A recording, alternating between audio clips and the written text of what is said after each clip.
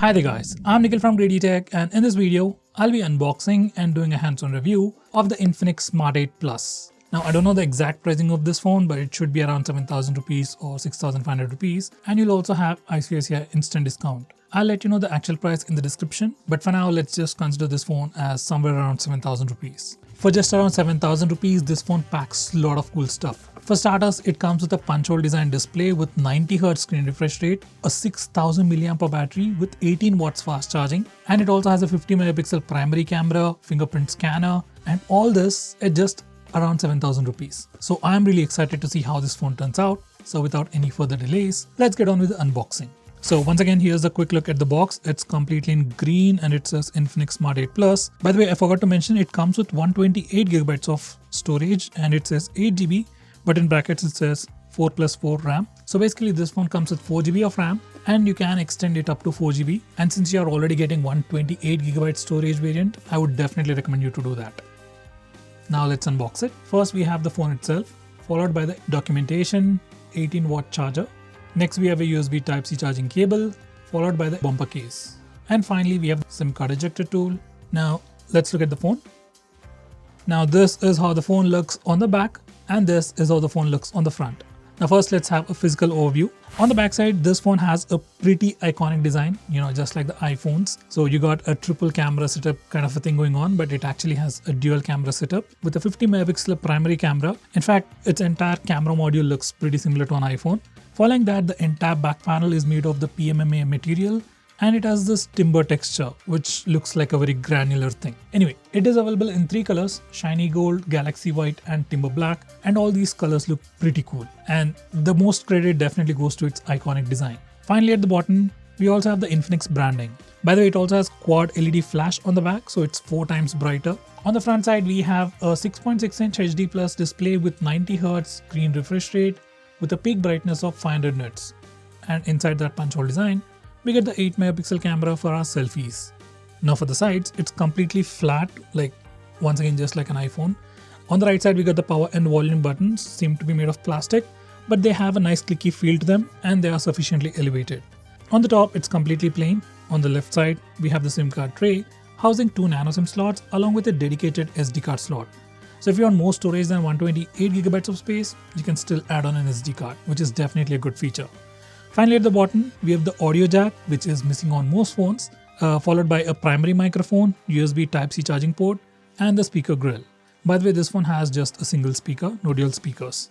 Now this phone has a thickness of 8.95 mm and weighs 207 grams. And I must say weight distribution has been done really well.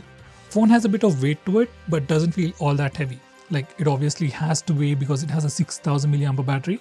So it has a good weight to it, doesn't feel too heavy, and as you can see, it fits pretty comfortably in my hand, so you can use it single-handedly as well. Now for the rest of the specs, under the hood it sports a MediaTek Helio G36 processor with PowerVR GE8320 GPU with 4GB LPDDR4X RAM and 128GB of eMMC 5.1 storage.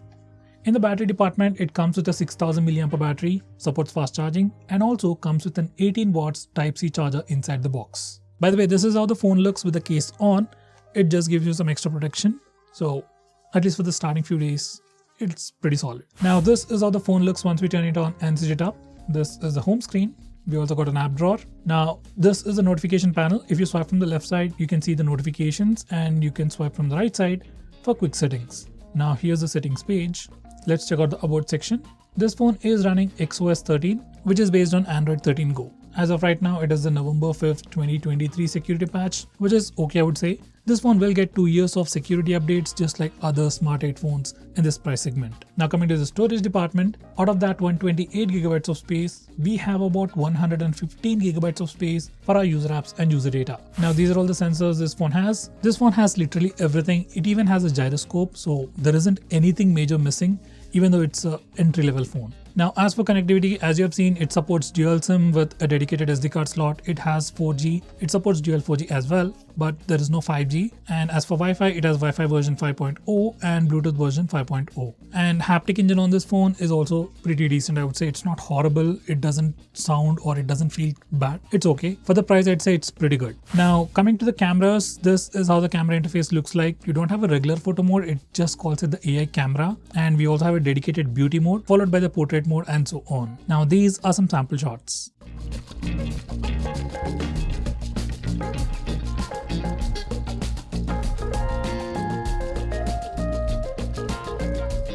I'll make a dedicated video for the camera review, but initial impressions, cameras are pretty good, especially for the price. Even the front camera video recording was pretty impressive, I'd say. Yes, it overexposed the footage, but subject was still in focus and exposure control was done very well. So once again, Infinix has done a great job with cameras.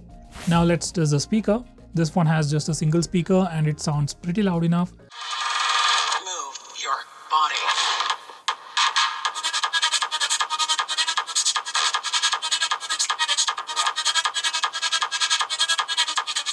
It's good enough for ringtones and alarms, and it can also be used for media consumption.